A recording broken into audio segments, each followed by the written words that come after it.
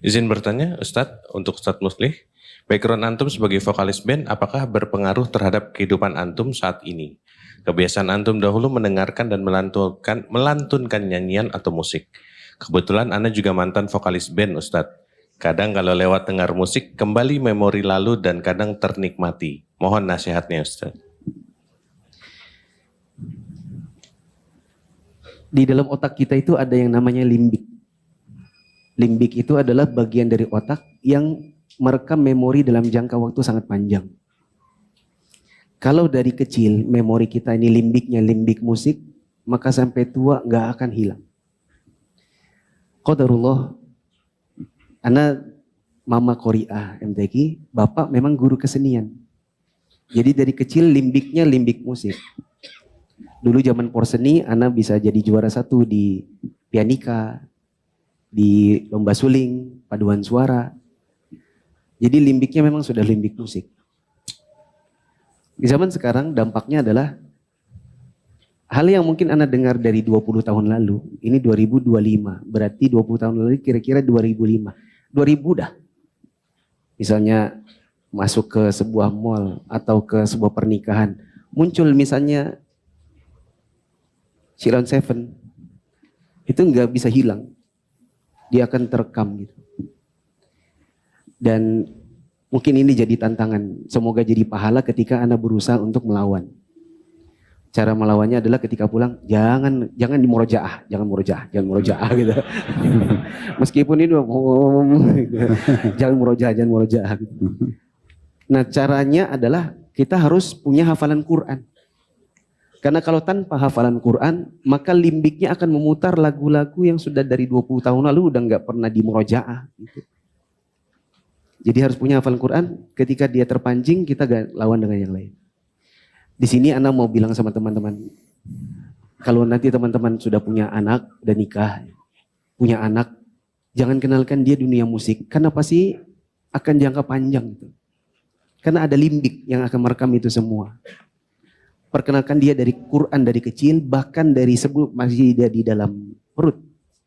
Sudah sering-sering istrinya ngaji dan memperdengarkan murattal.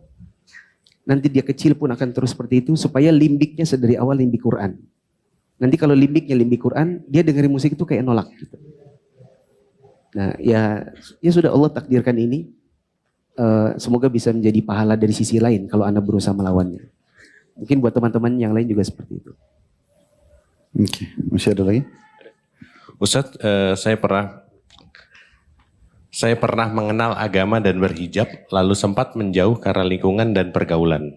Hingga akhirnya Allah kembali mengetuk hati saya lewat rezeki umroh. Bagaimana cara saya menjaga hijrah ini agar benar-benar istiqomah tanpa terus dihantui rasa bersalah atas masa lalu? Untuk siapa pertanyaan ini? Untuk Ustadz Muslih.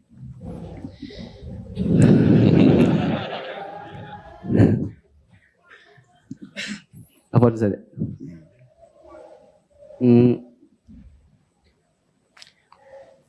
Semua orang punya masa lalu. Kalau mau digali-gali, setiap dari kita pasti punya masa lalu yang kelam. Hanya saja Allah ciptakan masa lalu itu tidak ada baunya. Sebagaimana kata Umar bin Khattab, Abu Bakar As-Siddiq, atau sahabat yang lain, seandainya dosa itu punya bau, pasti kita satu sama yang lain gak akan mau duduk bareng. Tapi karena Allah Maha Pemurah, Allah yang Ar-Rahim, yang Al-Ghafur, Maha mengampuni dosa, maka dibuatlah dosa itu gak ada baunya dan kita tahu dalam diri kita sendiri. Nanti kalau punya masa lalu yang kelam, pertama, jangan diceritakan. Apabila masa lalu itu orang semua sudah tahu itu nggak boleh. Contoh masa lalu yang kita nggak boleh cerita sama sekali, perzinahan atau liwat, itu nggak boleh diceritakan. Ada seorang sahabat Nabi yang datang kepada Nabi SAW, dia bilang, ya Rasulullah saya harus dihukum. Nabi bilang, pulang, minta ampun sama Allah. Kali kedua dia datang lagi, ya Rasulullah saya minta untuk dihukum. Nabi bilang pulang. Kali ketiga dia datang lagi, baru Nabi tanya, memangnya mau dihukum dari apa? Dia bilang saya telah berzina. Kemudian diterapkan hukum. Tapi yang jelas kedatangan dia 1 dan 2 Nabi tolak. Nabi bilang kalau kamu punya sesuatu berupa dosa, ya udah pulang tobat sendiri. Gak usah diceritakan. Kecuali kalau misalnya ada sebagian sahabat Nabi yang pernah menceritakan masa-masa jahiliyahnya, karena orang mengira itu boleh. Ya, akhirnya menjadi pelajaran buat yang lain. Seperti mungkin kadang-kadang ada musisi yang bicara, dulu saya dunia musik, sekarang sudah tidak.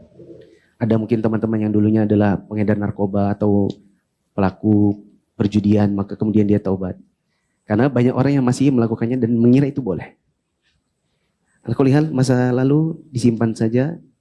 Semoga Allah jaga masa lalu ini supaya menjadi pahala kalau kita tidak melakukannya lagi. Dan berdoa sama Allah, Allahumma astur aurati wa amin ro'ati. Ya Allah, tutupilah aib-aibku, tutupilah auratku, masa kelamku yang dahulu. Semoga Allah jadikan itu sebagai ladang pahala versi yang berbeda. Masih ada lagi? Ustadz, Afan, Ana punya anak perempuan, sekarang kelas 8 di boarding, rencana mau sampai SMA lanjut boarding. Apakah Ana berdosa atau termasuk orang tua diktator jika memaksakan anak-anak tetap lanjut untuk kuliah di universitas syar'i? Sementara anak-anak mau kuliahnya di umum. Sementara anak ingin menjaga lingkungan atau circle anak-anak. Mohon sarannya Ustadz. Siapa yang ditanya? Ustadz Khalid. Yang benar. Benar, Ustadz. Nanti jangan kena gak enak sama Ana nih. Ana jawab Ustaz ya. Allah subhanahu wa ta'ala menjadikan kita sebagai status orang tua, ayah ataupun ibu, untuk anak-anak kita, supaya kita menjadi walinya, kita menjadi penentunya, kita yang mengaturnya, gitu kan. Dari kecil, dari bayi kita yang atur susunya, pakaiannya, itu harusnya berurut-urut terus, sampai ke masalah pendidikannya.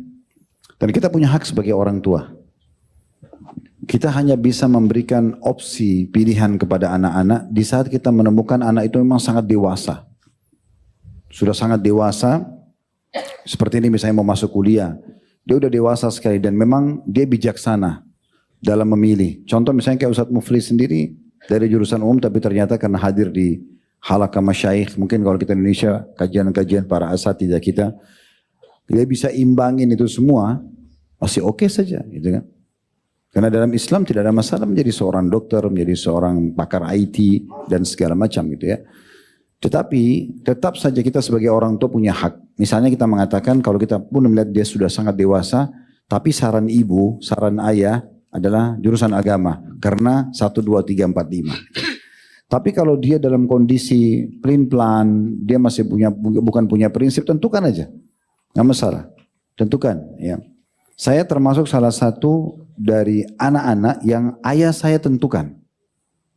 Dari awal, dia masukin ke pesantren di Makassar, kemudian sampai akhirnya ke Al-Azhar, Kairo, waktu masih SMP, terus SMA sampai S1 di Madinah, itu pilihan orang tua saya, bukan saya.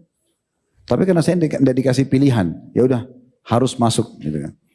Maka saya dan sekarang nikmat yang paling besar yang saya syukur adalah justru jurusan agama itu. Waktu masih awal masuk kuliah memang masih gejolak, pengen coba seperti orang lain gitu ya.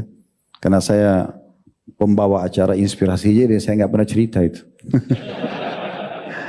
Tapi saya pernah tahun 93, waktu itu tamat SMA di Madinah, itu pulang ke Indonesia dan saya ambil cuti akademik di Universitas Islam Madinah 1 tahun. Saya pulang ke Makassar, saya masuk jurusan manajemen waktu itu. 1 tahun masuk, jadi jurusan umum. Dan saya sudah sangat menikmati pada saat itu. Karena bagi saya sudahlah, saya SMP di pesantren, SMA juga sudah belajar bahasa Arab, sudah belajar di Madinah, udah cukup lah. Ya. Tapi Allah takdirkan berbeda. Ayah saya masih motivasi supaya kembali ke Madinah dan subhanallah betul-betul panggilan datang kembali tahun 94. Sehingga saya selesaikan kuliah dakwah sampai 98 alhamdulillah. Tapi itu nikmat terbesar yang saya syukuri sampai sekarang. Mungkin sampai wafat gitu kan. Karena belajar agama itulah akhirnya penentuan jurusan agama ini saya jadikan sebagai pegangan hidup. Jadi kalau kita melihat anak ini perlu kita tentukan, kita tentukan. Dan itu tidak salah. Tidak ada istilah diktator ya. Aman saja sih. Ya, tidak ada masalah dengan itu. Allahu a'lam. Ya, sudah.